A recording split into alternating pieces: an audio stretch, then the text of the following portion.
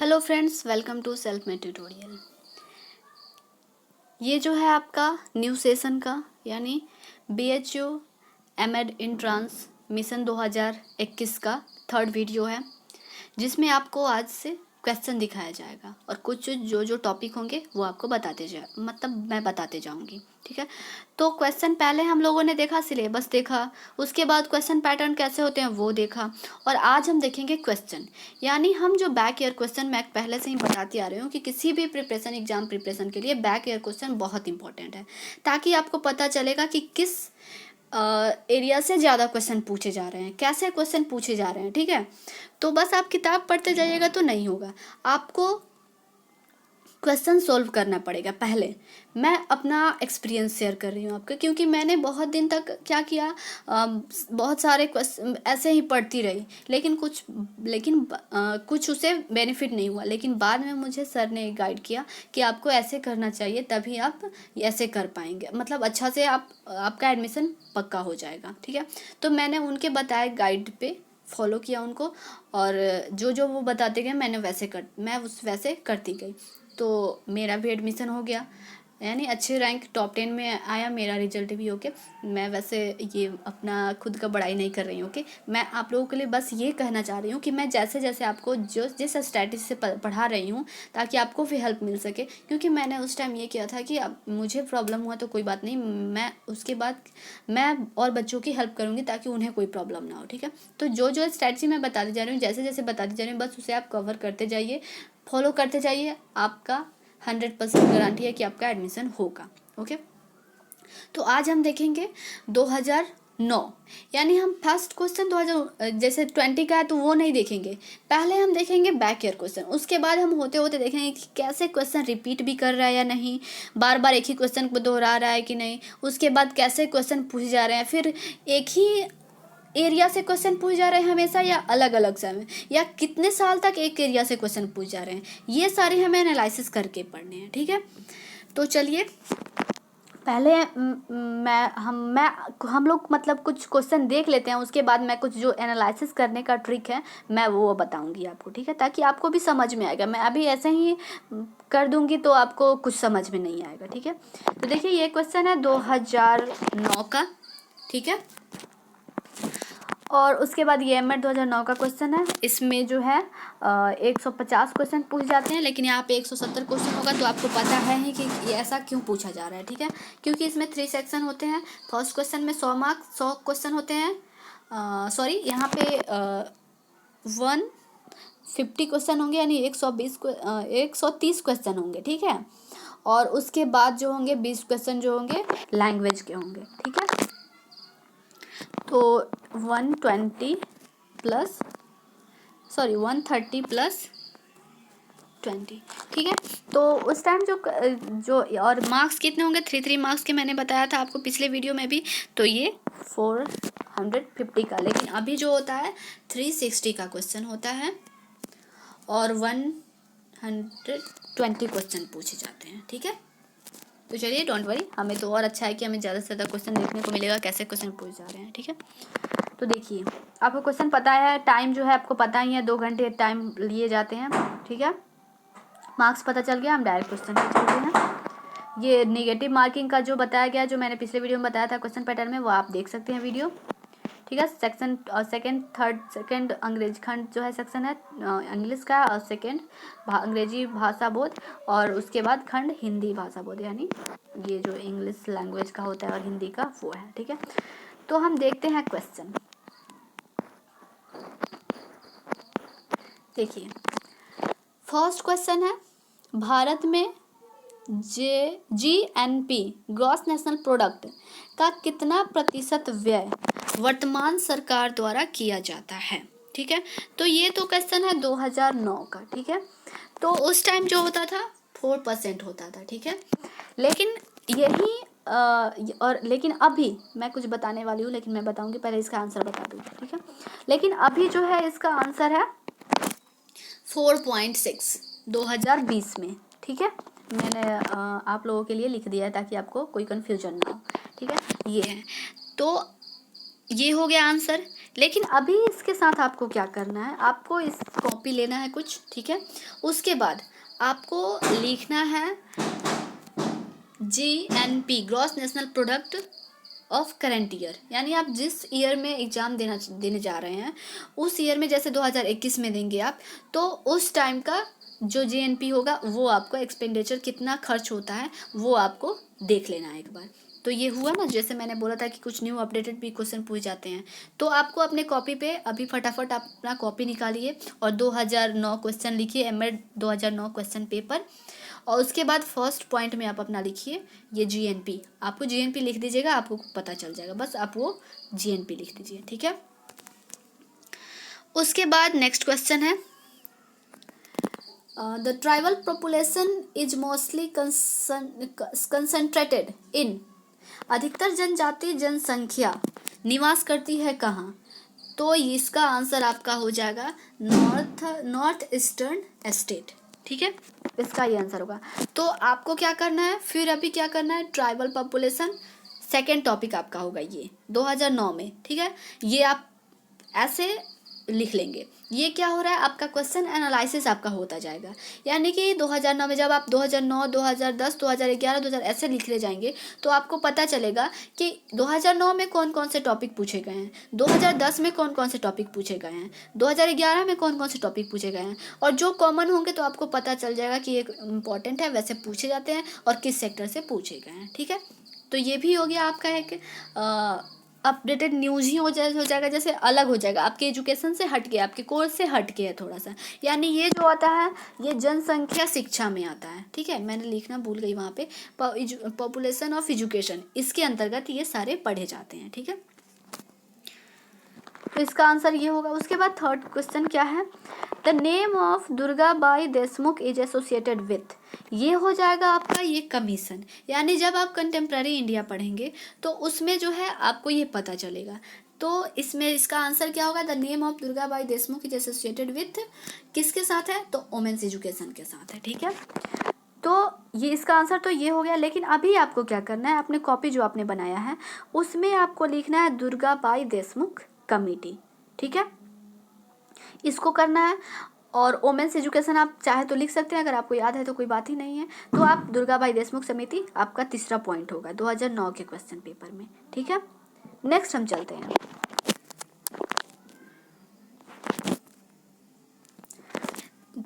Fourth question है, special provision for SC/ST group is made under the article, यानी कि जो SC/ST ग्रुप हैं उनके लिए स्पेशल प्रावधान जो दिया गया है वो किस आर्टिकल के अंतर्गत दिया गया है, तो वो आर्टिकल जो है आपका वो है 46, ठीक है। वो आंसर क्या है आपका 46 है, ठीक है। तो ये आपको लिखना है, और आपने जो कॉपी बनाया है 2019 क्वेश्चन पेपर लिख करके उस पेज पे आप लिखिए, आपका जो नेक्स्ट टॉपिक होगा, पॉइंट होगा, वो होगा SC/ST प्रोविजन और आर्टिकल 46 लिखिए, ताकि आपको इजीली, आपको आसानी से आप पढ़ सकेंगे, उसके बारे में आपको पढ़ना है। उसके बाद आपको इस अभी 29 भी देखना है, 30 भी देखना है, 40 भी देखना है, 46 भी देखना है। यानी 39 के अंतर्गत क्या होता है, 30 के अंतर्गत क्या होता है, 45 के अंतर्गत क्या होता है, 46 के अंतर्गत क्या है। इससे क्या होगा, आपका एक तो आपका प्रिपरेशन होगा ही, लेकिन साथ में आपको तीनों टॉपिक एक्स्ट्रा आपको याद होंगे, ठीक है। तो ऐसे होते हैं क्वेश्चन एनालिसिस। आपको इनके साथ साथ जिस पेज में आप जाइएगा पढ़ने, तो बस आप ये इसे देखकर मत छोड़ दीजिए, आप इसे भी देखिए, इसे भी देखिए, इसे भी देखिए, ठीक है। तो साथ साथ आपका एक ही साथ क्या हुआ, क्योंकि ये बार बार क्वेश्चन पूछे जाते हैं, ठीक है। जब जैसे जैसे आप नेक्स्ट क्वेश्चन, नेक्स्ट प्रीवियस अगले नेक्स्ट ईयर का क्वेश्चन देखेंगे तब आपको पता चलेगा, ठीक है। तो मैं बता दूं यहाँ पे 29 जो है आपका माइनॉरिटी यानी अल्पसंख्यक के लिए ये स्पेशल प्रोविज़न दिए जाते हैं।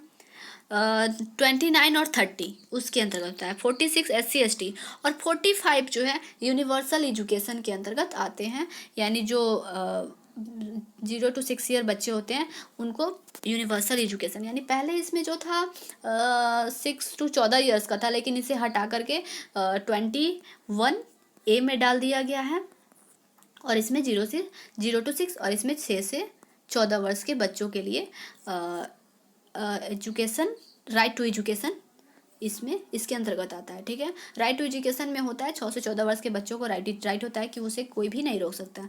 और यूनिवर्सल एजुकेशन यानी कि 45 यानी 0 से 6 वर्ष के बच्चों के लिए था, ठीक है। तो ऐसे आपको कितना अच्छा से 21 के भी बारे में पता चल गया, 29, 30, 40, 46 के भी बारे में पता चल गया, ठीक है।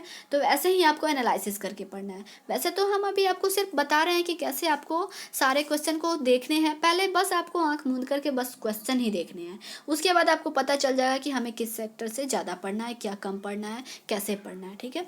तो चलिए नेक्स्ट क्वेश्चन हम देखते हैं। और आपसे रिक्वेस्ट है कि मैं जैसे बता रही हूँ आप वैसे ही करते जाएं, ठीक है। अगर आपकी ये है इच्छा है कि हम BHU से करें तो आप इसे फॉलो करें, आपको बहुत अच्छा लगेगा, यानी आपको आसानी से आप BHU निकाल सकेंगे एमएड एंट्रांस का, ठीक है। नेक्स्ट क्वेश्चन है the ICDS is programme related to, यानी ICDS जो है ये है ये क्या होता है, इंटीग्रल एकीकृत बाल विकास परियोजना जो होता है ये है प्रोग्राम। तो ये आपको पता होगा ही, ये जो है रिलेटेड है ECCE से, यानी early childhood care and education, इससे रिलेटेड है, ठीक है। तो अभी आपको क्या करना है कि आपको नेक्स्ट टॉपिक जो है आपके एनालिसिस जो कॉपी है उसमें जो होता है ECCE ही बस लिखना है। और आप चाहें तो TLC के बारे में भी सर्च कर सकते हैं क्या है, उसके बाद IGNOU के बारे में भी कर सकते हैं, उसके बाद UE के बारे में भी कर सकते हैं। लेकिन मैं अभी कहूँगी क्योंकि ये तीनों जो हैं ये अलग अलग एरिया से आते हैं। लेकिन आपको जब ये पता होगा कि UE क्या है, TLC क्या है, IGNOU क्या है, तो जब आप इन चारों ऑप्शन के बारे में पता होगा तो आप आसानी से कॉमन सेंस लगाएंगे और बता देंगे कि ये ECCE है, ठीक है। तो ICDS किससे रिलेटेड है, ECCE से। तो आपका नेक्स्ट टॉपिक है एनालिसिस, कॉपी में आप लिख लीजिए ECCE। आपको इसके बारे में पढ़ लेना है ताकि इसके बारे में पूरी जानकारी आपको हो जाए, ठीक है। बस अभी अभी आपको कोई नॉलेज नहीं करना है, बस अभी आपको सिर्फ लिखना है, जितना मैं बोल रही हूँ आप उतना ही कीजिए, ठीक है। उसके बाद नेक्स्ट टॉपिक हो, क्योंकि इसके बारे में हम फुल डिटेल्स बाद में पढ़ेंगे। अभी तो मैं आपको दिखा रही हूँ कि कितने क्वेश्चन रिपीट किए जाते हैं, कैसे क्वेश्चन पूछ जाते हैं, किस एरिया से पूछ जाते हैं। ये आपका अभी सारे क्वेश्चन जो पूछ जा रहे हैं कंटेम्प्रेरी इंडिया से ही पूछे जा रहे हैं, जो कंटेम्प्रेरी एजुकेशन है उससे पूछे जा रहे हैं। उसके बाद आ जाएगा आपका the national level organisation that discharge regulatory function for teacher education is, यानी बोल रहा है अध्यापक शिक्षा की व्यवस्था कार्य को संपन्न करने के लिए राष्ट्रीय स्तर का संगठन है। कौन सा है राष्ट्रीय स्तर का, तो राष्ट्रीय स्तर का संगठन जो है NCTE है, ठीक है। ये NCERT तो ये बच्चों के एजुकेशन के लिए है, ICTE है ये टेक्नोलॉजी है, और DMT एक अलग है। तो इसमें क्या होगा, NCTE इसका करेक्ट आंसर होगा। तो आपका नेक्स्ट क्या होगा टॉपिक, NCTE, ठीक है। NCTE आप अपने 2019 वाले एनालिसिस कॉपी में लिख लीजिए कि NCTE क्वेश्चन पूछा गया है NCTE से, ठीक है। या टीचर एजुकेशन NCTE लिख करके टीचर एजुकेशन आप लिख सकते हैं, ओके। नेक्स्ट टॉपिक है, सॉरी क्वेश्चन है the first modern university in India was set up in 1857 at, यानी पहला आधुनिक विश्वविद्यालय 1857 में किस स्थान पर स्थापित किया गया था। तो देखिए 1857 में ये जो हो जाएगा आपका थोड़ा हिस्ट्री में कंटेम्प्रेरी में ही होगा, लेकिन थोड़ा सा हिस्टोरिकल में ही, मतलब हिस्टोरिकल में नहीं, लेकिन थोड़ा ये फ्रीडम से पहले का है, मतलब स्वतंत्रता से पहले का और स्वतंत्रता के बाद, हमें ऐसे कंटेम्प्रेरी एजुकेशन में पढ़ने हैं तो ये स्वतंत्रता से पहले का है। तो इसमें जो होगा आपका 1857 में तो 3 यूनिवर्सिटी बने थे, आपको पता होगा। अभी तो आपको पता, अगर आप कुछ पढ़े होंगे तो आपको पता होगा, अगर नहीं पढ़े होंगे तो आगे जब चलेंगे तो आपको इसमें कन्फ्यूजन होगा, क्योंकि 1857 में 3 हुए थे, मद्रास, कलकत्ता और मुंबई, तीनों एक ही साथ स्थापित हुए थे। लेकिन सबसे फर्स्ट जो हुआ था कलकत्ता हुआ था, ये जनवरी में हुआ था, ये सितंबर में हुआ था, और ये जुलाई में हुआ था, ठीक है। तो इसलिए यहाँ पे आंसर जो होगा इसका कलकत्ता आंसर होगा। तो अभी आप लिख लीजिए पहला आधुनिक विश्वविद्यालय 1857 की, पहला आधुनिक विश्वविद्यालय बस आप लिख लीजिए, ठीक है। और 1857 ब्रैकेट में लिख लीजिए, ये आपका एक टॉपिक हो गया, ठीक है। क्योंकि इसके अंतर्गत भी बहुत सारे हैं पढ़ने होते हैं। इसमें फर्स्ट यूनिवर्सिटी किसने बनाया, कल ये जोनाथन डंकन के द्वारा कौन सा ये हुआ था, ठीक है। व्लाजिली ने कौन सा सर्वप्रथम ये कॉलेज की स्थापना की थी। तो ये सारे बहुत सारे पढ़ने हैं जो आप आगे आगे देखते जाएंगे, ठीक है। नेक्स्ट क्वेश्चन है the terms of reference of Adiseshiah committee where namely focused on, किस पे फोकस किया था। तो उसका इसका जो आंसर हो जाएगा ये हो जाएगा reorganisation of vocational curriculum at 10+2। Okay, तो अभी आपको क्या करना है, बस आपको टॉपिक लिखना है अधिसया कमेटी, लिख लीजिए आप, ठीक है। आई होप आप लिख रहे होंगे आप सब। तो ये आपका टॉपिक लिख लीजिए, क्योंकि मैं आप ही के ये सुविधा के लिए कर रही हूँ, ताकि आपको ईजिली आप अच्छे से पढ़ सकें, ठीक है। ताकि आप कुछ बन सके, कोई अपने मम्मी पापा का इच्छाओं की पूर्ति कर सके। यानी पैसे तो ऐसे वेस्ट करेंगे, ऐसे तो वेस्ट हो जाएगा अगर आप अच्छे से नहीं पढ़ पाएंगे तो मैं चाह रही हूँ बस आपकी हेल्प कर सकूँ, ताकि आपको कोई प्रॉब्लम ना हो, ठीक है, आपको कोई प्रॉब्लम ना हो, ठीक है। तो इसका आंसर ये हो जाएगा अधिसया समिति और ईश्वर भाई पटेल समिति, ये दोनों एक ही साथ है। तो इसमें थोड़ा सा कन्फ्यूजन हो सकता है, लेकिन कन्फ्यूज होने की ज़रूरत नहीं है। आप बस अभी जो मैं करवा रही हूँ बस आप उतना ही करते जाइए। उसके बाद है आपका next question, the concept of SUPW was first given by, किसने दिया था। तो देखिए यहाँ पे है ना, ईश्वर भाई पटेल कमेटी, मैंने बोला था ये 1977 में। इसका होता है SUPW का होता है सोशली यूजफुल प्रोडक्टिव वर्क, ठीक है। तो अब फिर आपका नेक्स्ट टॉपिक क्या होगा, ईश्वर भाई पटेल समिति, ठीक है, आप लिख लीजिए। और अगर हो सके तो यहाँ पे आप हरटंग कमेटी भी लिख सकते हैं, ठीक है। उसके बाद यशपाल कमेटी भी लिख लीजिए, उसके बाद जाकिर हुसैन कमेटी भी लिख लीजिए, ठीक है। ये चारों बहुत ही इंपॉर्टेंट है, तो आप अभी फटाफट ये चारों का चारों लिख ही लीजिए, ठीक है। क्योंकि आपको इन सारे के बारे में पढ़ना होगा। अभी आप परिचित होंगे तो आगे नेक्स्ट जो आप क्वेश्चन होगा तो आपको बहुत इजी होगा कि हाँ अरे यार कभी ऐसा पूछ देगा कि हॉटंग कमेटी कब हुई थी, ठीक है। तो आपको पता रहेगा कि हाँ ये 1928 में, लेकिन ये गलत है, 1929 में हुई थी, ठीक है। 1929 में हुई थी, ठीक है। तो हरटंग समिति पूछ सकता है, या हरटंग समिति जब आप यहाँ पे लिखे रहेंगे तो आपको इच्छा होगी कि हाँ हरटंग कमेटी के बारे में मैं थोड़ा पढ़ लूँ। तो हरटंग कमेटी में एक और बहुत ही इंपॉर्टेंट है वेस्टेज एंड स्टैग्नेशन। ये क्वेश्चन तो बार बार पूछ जाते हैं, चाहे वो किसी भी यूनिवर्सिटी में, चाहे वो दिल्ली यूनिवर्सिटी हो, इलाहाबाद यूनिवर्सिटी हो, MGKV हो, कोई भी हो, वहाँ पर ये क्वेश्चन पूछे जाते हैं, क्योंकि ये इंपॉर्टेंट क्वेश्चन है। तो ये इसके बारे में हम बाद में पढ़ेंगे, लेकिन अभी आप जो टॉपिक है आप लिख लीजिए हरटंग कमेटी, जाकिर हुसैन कमेटी, ईश्वर भाई पटेल कमेटी और यशपाल कमेटी। ये चारों इंपॉर्टेंट कमेटियाँ हैं, ठीक है। तो चलिए नेक्स्ट हम बढ़ते हैं। ये सारे अभी जो सारे क्वेश्चन पूछे जा रहे हैं कंटेम्प्रेरी एजुकेशन से ही पूछे जा रहे हैं। The 10+2 structure of school education was first implemented by the state of, यानी कि स्कूल शिक्षा के 10+2 के स्ट्रक्चर को सर्वप्रथम किस राज्य के द्वारा अपनाया गया। तो इसका जो होगा आंसर यूपी के द्वारा, ठीक है। इसका आंसर क्या होगा, यूपी। ये भी एक कमेटी ही है जो आपको पता चलेगा। आप ये भी क्वेश्चन लिख लीजिए, यानी कि ये क्वेश्चन बार बार पूछे जाते हैं। स्कूल शिक्षा का 10+2 का स्ट्रक्चर सर्वप्रथम किस राज्य के द्वारा अपनाया गया, तो यूपी। आपका एक क्वेश्चन भी बन जाएगा और आप जब ये पढ़ेंगे तो आपको इजीली समझ में आएगा, ठीक है, कन्फ्यूजन नहीं होगा। ये भी क्वेश्चन पूछ सकता है आपको कि यूपी में सर्वप्रथम कौन से सर्वप्रथम स्ट्रक्चर लागू की गई थी, ठीक है, या कुछ भी पूछ सकता है, ठीक है। कब लागू की गई थी ये भी पूछता है क्वेश्चन। आप देखिएगा नेक्स्ट क्वेश्चन ईयर में, क्वेश्चन में देखिए नेक्स्ट क्वेश्चन क्या है। 10+2+3 pattern of school and college education was first suggested by, ठीक है। देखिए दोनों क्वेश्चन मिलता जुलता है, ठीक है, लेकिन यहाँ पे पूछ रहा है तो यहाँ पे हो जाएगा सैडलर आयोग, इसका आंसर होगा।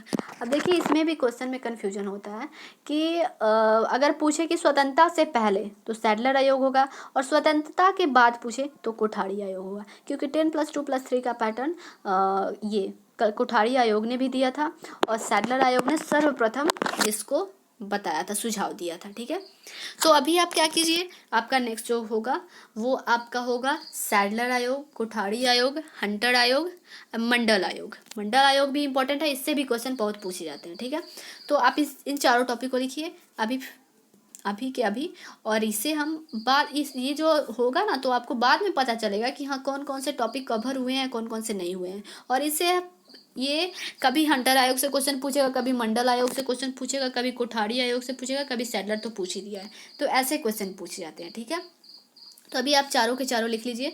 जब हम आपको जब सारे टॉपिक कवर करवाएंगे तब कोई छूटे तो आप हमें कमेंट कर सकते हैं कि हाँ इसके बारे में हमें पता नहीं है, आप हमें बता दीजिए। ठीक है, तो ये अच्छा ये होता है कि हमें आसानी होती है जब हम अच्छे से उसे कवर करके एनालिसिस करके पढ़ते जाते हैं। तो ठीक है, उसके बाद होगा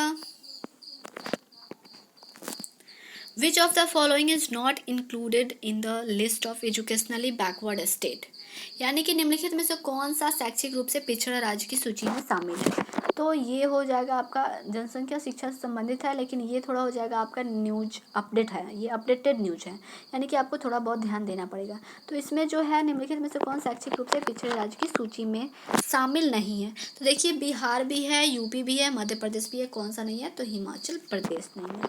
ठीक है, तो आंसर इसका क्या होगा? इसका आंसर जो होगा हिमाचल प्रदेश। ठीक है, देखिए मैंने साइड में इसलिए लिखा है ताकि आप रिवाइज करें तो आपको इजीली आपको क्वेश्चन देखिए, जब यहाँ पे मार्क्स क्या रहता है तो बच्चे समझ जाते हैं कि इसका आंसर ये है, तो रिवाइज करने में थोड़ी प्रॉब्लम होती है। तो जब आप इसे ढक करके करेंगे तो आपको रिवीजन आपका अच्छे से हो जाएगा, कौन सा याद है कौन सी याद नहीं है। वैसे मैं चाहूँगी कि अगर आपको प्रिपरेशन करना है अच्छे से तो आप इसका हार्ड कॉपी मंगवा लें। ठीक है, अगर आपको कहीं अवेलेबल हो जाता है, मिल जाता है तो कोई बात नहीं, अदरवाइज हम आप हमें कमेंट कर सकते हैं, मेरे पास इसका आंसर की के साथ है, आप हमसे परचेज कर सकते हैं। ठीक है, आप हमसे ले सकते हैं, या आपको अगर कहीं भी मिले तो आप ले सकते हैं इजीली। ओके, बस आपका अच्छे से प्रिपरेशन होना चाहिए, क्योंकि हार्ड कॉपी रहेगा तो आप बार बार देखेंगे। ठीक है, एनालिसिस करेंगे बार बार को आपको तो वीडियो खोलना नहीं पड़ेगा। मैं तो आपको ये वीडियो देखने से आपको ये बेनिफिट होगा कि आपको पता चल जाएगा कि ये किस एरिया से पूछा जा रहा है, मैं जो आपको लेक्चर दे रही हूँ वो आपको समझ में आएगा।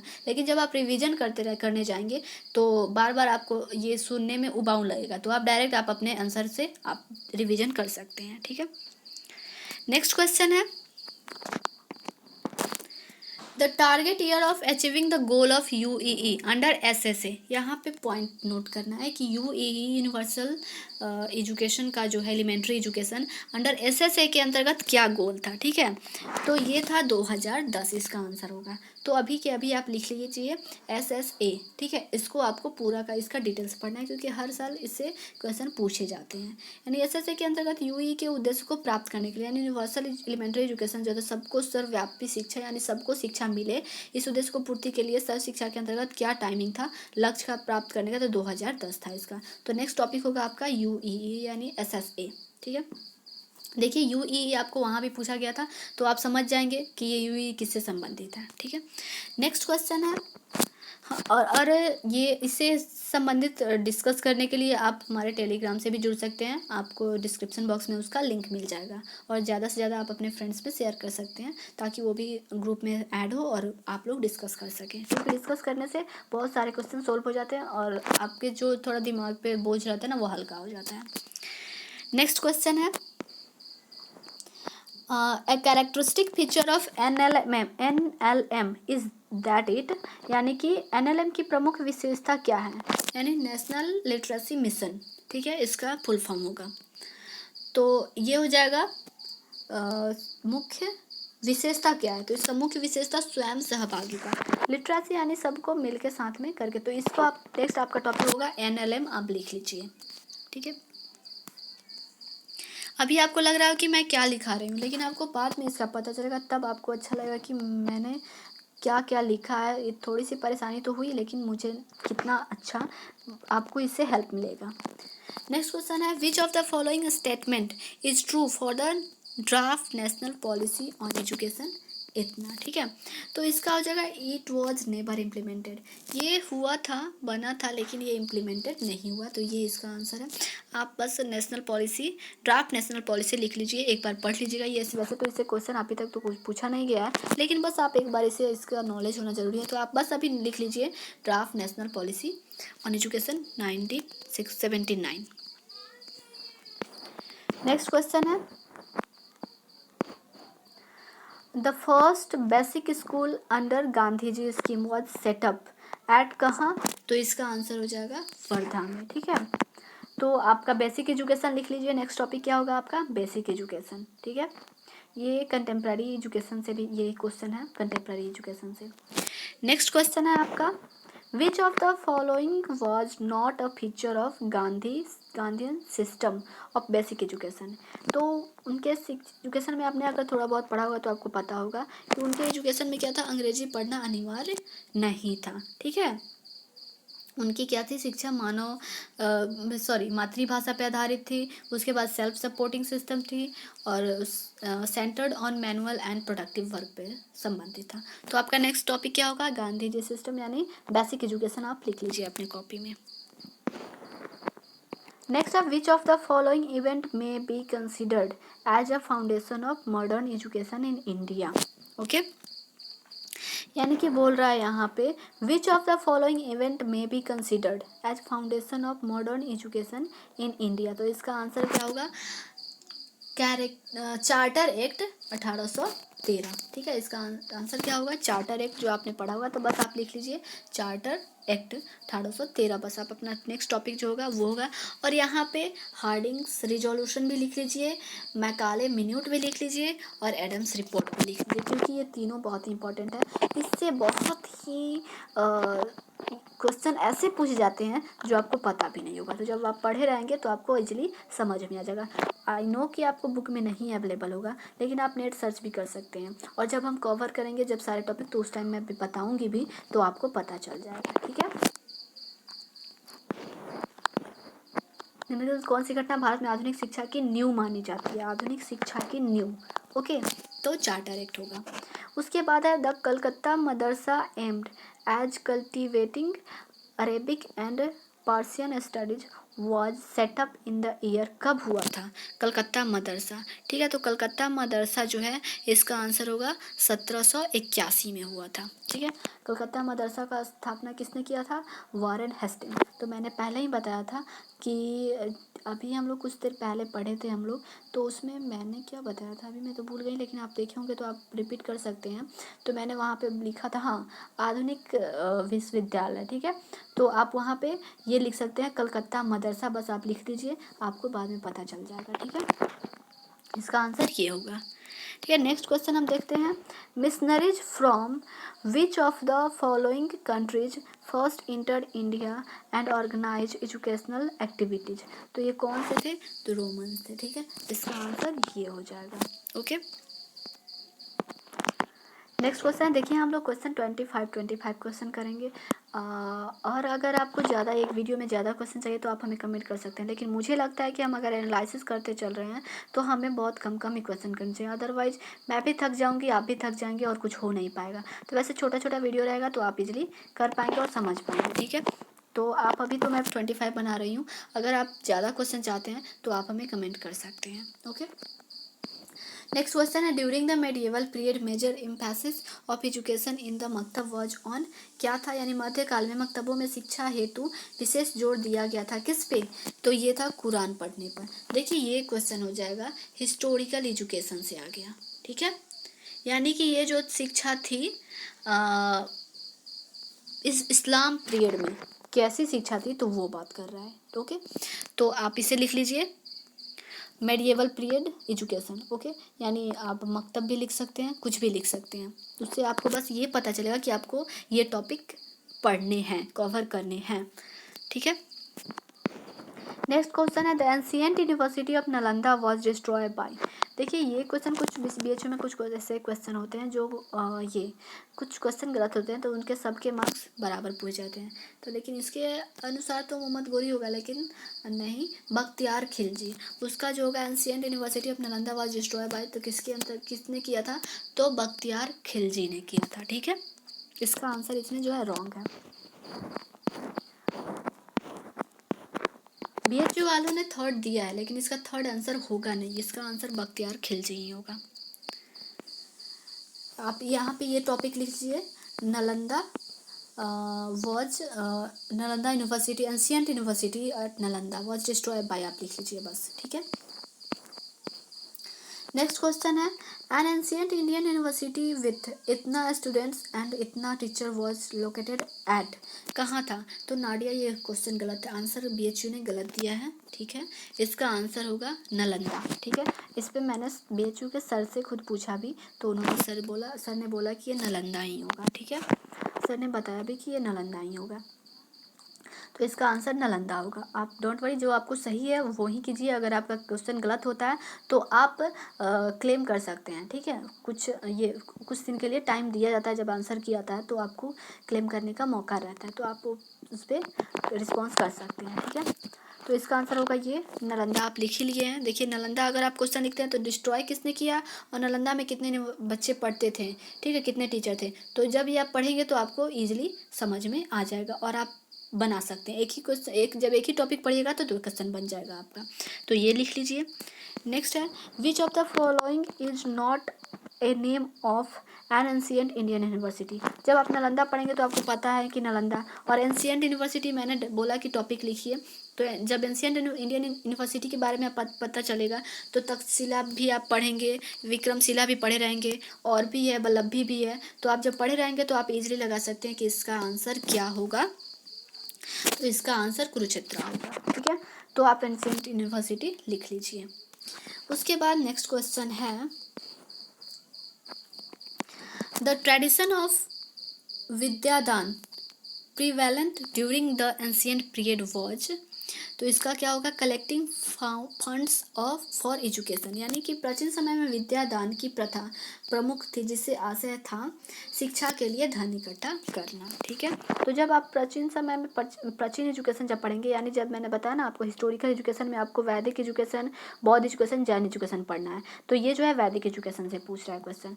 तो अभी तो बस आप, मैं जैसे जैसे बोल रही हूँ बस अब टॉपिक आप लिखते जाइए, उसके बाद आप जब पढ़ेंगे तो आपको अच्छे से एक बार में समझ में आ जाएगा। ठीक है, तो चलिए आज के लिए बस इतना ही। नेक्स्ट वीडियो में हम इसका पार्ट 2 लेकर आएंगे, तो उसमें हम लोग देखेंगे, एनालिसिस करेंगे कहाँ से किस एरिया से पूछ रहा है, हम वो बताऊंगी मैं आपको, ताकि आप इजीली समझ सकें। नहीं तो आप ऐसे ही भटकते रहें, क्योंकि मैंने भी भटका है बहुत कि ये क्वेश्चन किस टॉपिक से आ रहे हैं, किस एरिया से आ रहे हैं, कैसे आ रहे हैं, कैसे पूछ जा रहे हैं, बहुत सारे सवाल थे। लेकिन थैंक्स टू माई सर जिन्होंने मेरी बहुत हेल्प की। ओके, तो मैं चाहती हूँ आपको भी हेल्प हो, आप भी अच्छे से पढ़ सकें। So thank you so much for watching this video. आपको ये वीडियो अच्छा लगा हो तो लाइक करना ना भूलें, और फ्रेंड्स में ज़्यादा से ज़्यादा शेयर करें, और चैनल को सब्सक्राइब करें, और अपने फ्रेंड्स को भी इस चैनल के बारे में रूबरू करना है चैनल से। Okay, so take care, bye bye.